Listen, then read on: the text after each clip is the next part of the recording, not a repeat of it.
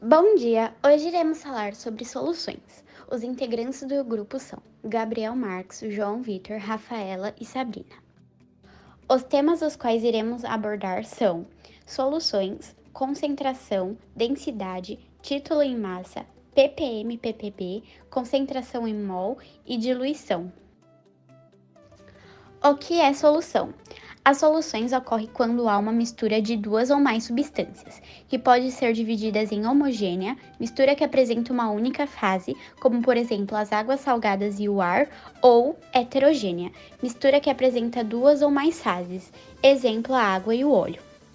As soluções também apresentam o soluto, que é a substância que pode ser dissolvida pelo solvente, exemplo sal e açúcar, e o solvente, que é a substância que pode dissolver outras substâncias, no caso o soluto, exemplo a água, que é um solvente universal.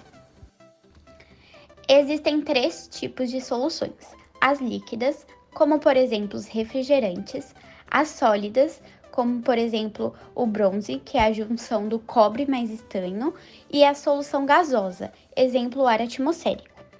A classificação das soluções. As soluções também possuem três classificações: a aquosa, a diluída e a concentrada. A aquosa é a solução que utiliza água como solvente. A diluída é a solução que contém uma pequena quantidade de soluto, e a concentrada é a que contém uma quantidade razoável de soluto. Soluções insaturadas, saturadas e supersaturadas. As soluções saturadas contêm menos soluto que a capacidade do solvente, ou seja, ainda não atingiu o coeficiente de solubilidade. As saturadas são as que atingiram exatamente o coeficiente de solubilidade, e as supersaturadas têm mais soluto do que a capacidade do solvente, como podemos perceber nas imagens abaixo. Soluções em nosso cotidiano. No nosso dia a dia, nós utilizamos muitos tipos de soluções. Podemos citar a água oxigenada, que é utilizada em salões de beleza para o clareamento de cabelos ou também para passar em machucados. A água sanitária, utilizada para a limpeza de ambientes, e também o álcool, que é utilizada para abastecer automóveis ou diluir bebidas. Concentração comum.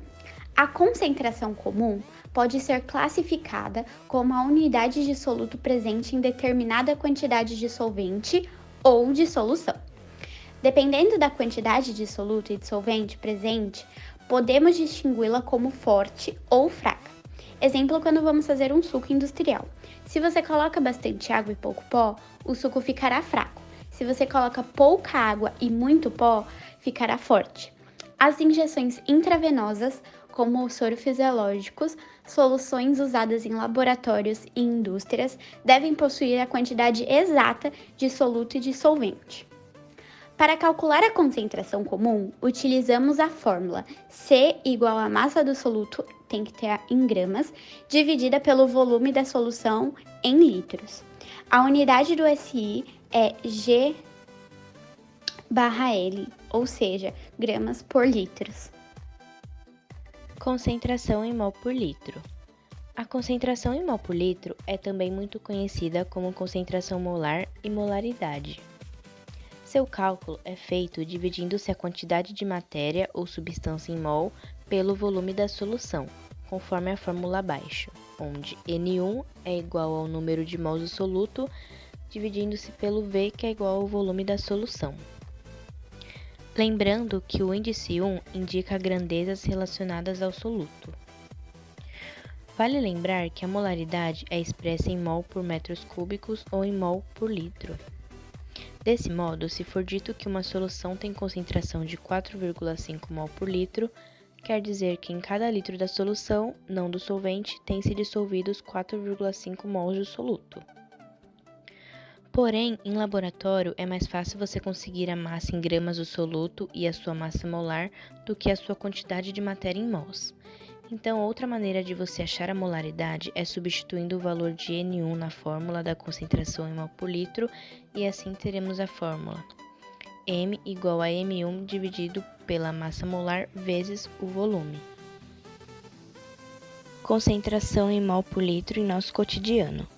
Ela é bastante utilizada em laboratórios e indústrias químicas, pois é recomendada pelo Sistema Internacional de Unidades, o SI, e pela União Internacional da Química Pura e Aplicada. É uma relação mais sofisticada que a concentração comum, ou seja, ela é a mais utilizada. Diluição de soluções. A diluição de soluções ocorre quando acrescentamos solvente, que geralmente é a água, a alguma solução. Com isso, o volume da solução aumenta e sua concentração diminui, porém a massa do soluto permanece a mesma.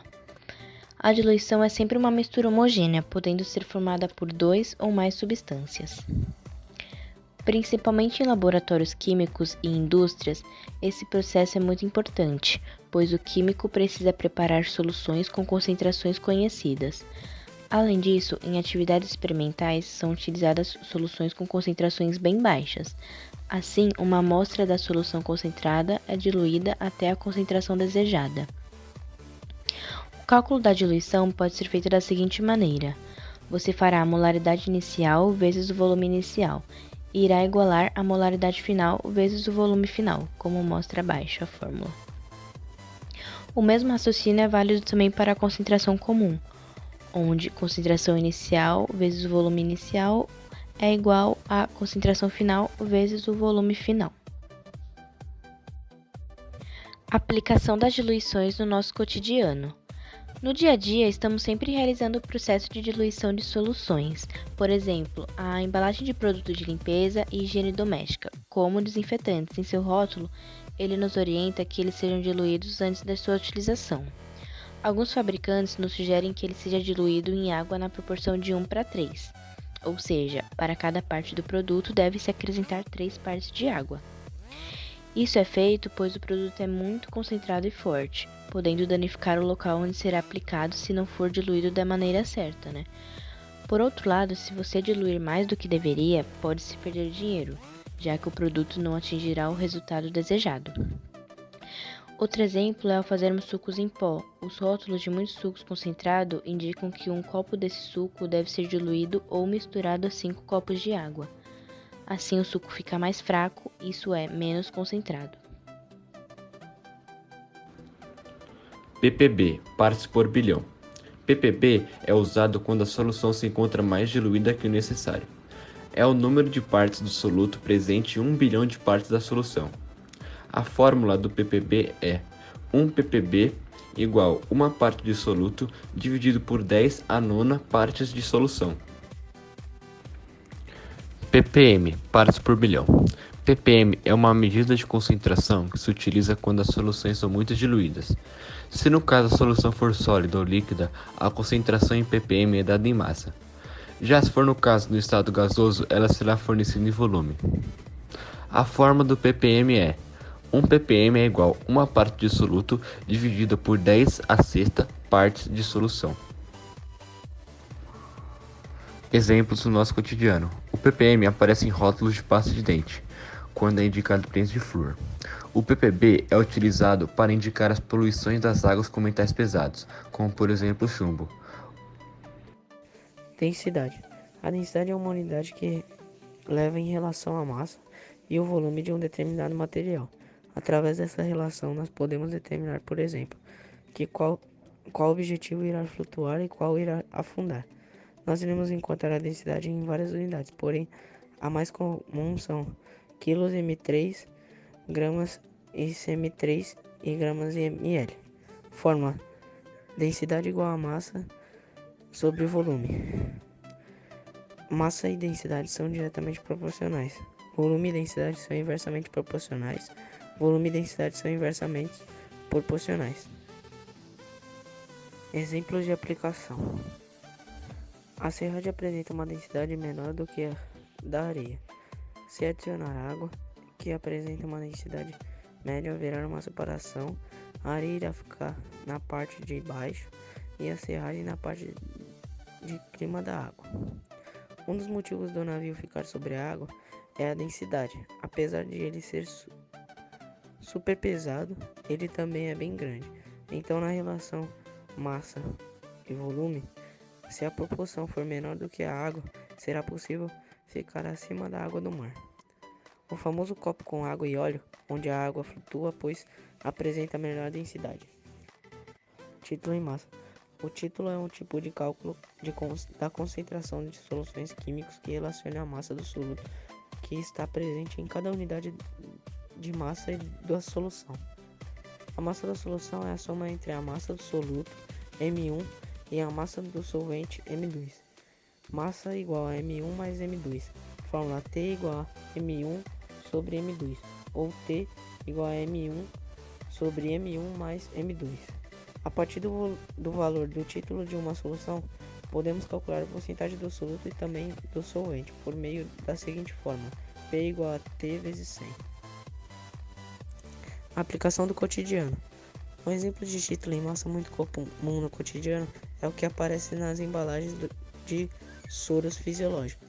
Como mostra a imagem ao lado, a sua porcentagem em massa é igual a 0,9%, que significa que a 100 gramas de soro existente, 0,9 de cloreto de sódio e o seu título é igual a 0,009. O cientista escolhido foi o François-Marie Raoult. Ele foi físico-químico francês, nascido em Fournes-en-Ypres, no dia 10 de maio de 1830. Ele se notabilizou como pesquisador em soluções, onde, com base em seus estudos, elaborou a Lei de Raoult em 1882, segundo a qual a pressão parcial do solvente sobre uma solução é dada pelo produto da pressão de vapor do solvente puro pela fração molar do solvente na solução.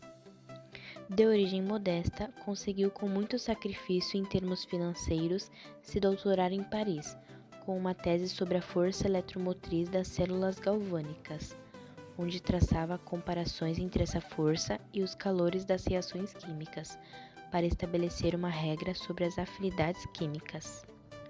Aos 23 anos, se tornou professor do Liceu de Reims. Tornou-se professor assistente de Química da Universidade de Grenoble em 1867 e lá tornou-se professor catedrático titular de Química, onde ficou até sua morte. Publicou seu primeiro trabalho sobre o efeito criométrico em 78, iniciando assim suas pesquisas sobre o comportamento das soluções, que o levaram às leis de tonometria, ebuliometria e criometria. Na época, os efeitos coligativos foram muito importantes para a determinação das massas moleculares das substâncias. É claro que hoje os processos para essas determinações são muito mais precisos. Em 1884, ele reconheceu que as suas leis não se aplicavam às soluções de eletrólitos, mas essas leis foram completadas com a teoria da dissociação iônica, de Arrhenius. Infelizmente, ele veio a falecer em Grenoble no dia 1º de abril de 1901.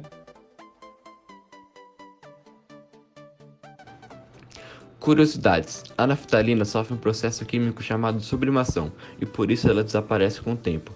O vapor produzido afasta-se devido a mofo. Porém, devido à sua toxicidade, é o ideal usar antimofo e evitar a naftalina.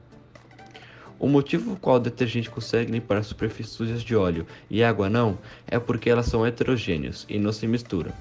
Já o sabão tem comportamento bipolar, capaz de limpar uma superfície oleosa.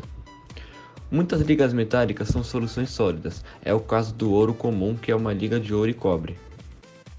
Muito obrigada pela atenção de todos. Agora faremos a experiência de química sobre a violeta que desaparece.